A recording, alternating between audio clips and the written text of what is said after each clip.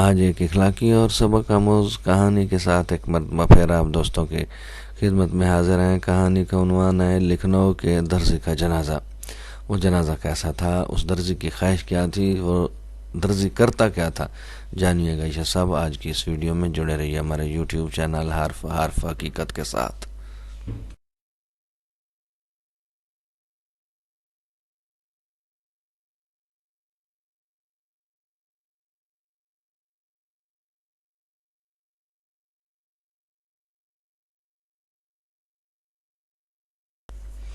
کہتے ہیں کہ لکھنؤ بازار میں ایک غریب درزی کی دکان تھی جو ہر جنازے کے لیے دکان بند کرتے تھے۔ لوگوں نے کہا کہ اس سے آپ کے کاروبار کا نقصان ہوگا۔ کہنے لگا، علماء سے سنا ہے جو کسی مسلمان کے جنازے پر جاتا ہے کل اس کے جنازے پر لوگوں کا ہجوم ہوگا۔ میں غریب ہوں، نہ زیادہ لوگ مجھے جانتے ہیں، تو میرے جنازے پر کون آئے گا؟ اس لیے تو ایک مسلمان کا حق سمجھ کر پڑھتا ہوں، اور دوسرا یہ کہ شاید اسی سے ہی اللہ پاک مجھ سے راضی ہو جائیں۔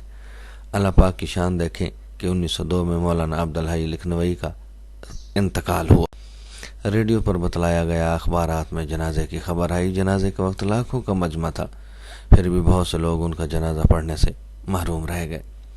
جب جنازہ گاہ میں ان کا جنازہ ختم ہوا تو اسی وقت جنازہ گاہ میں ایک دوسرا جنازہ داخل ہوا اور اعلان ہوا کہ ایک اور آج اس مسلمان کا جنازہ بھی پڑھ کر جائے۔ یہ دوسرا جنازہ اسی درزی کا تھا۔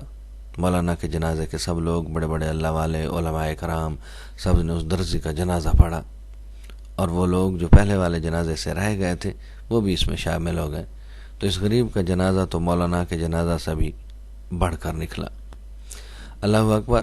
جنازے میں شرکت لازمی کیا کریں کہ شاید اللہ ہم سب سے راضی ہو جائے۔ ہمیں جنازے میں شرکت بھی کرنی چاہیے۔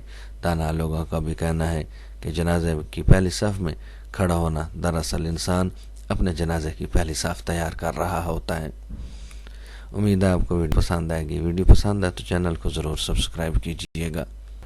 اب تک کے لیے اتنا ہی۔ اپنی دعاؤں میں یاد رکھیے گا۔ آپ کی دعاؤں کا طالب آپ کا اپنا خان غلام مصطفیٰ بلوچ۔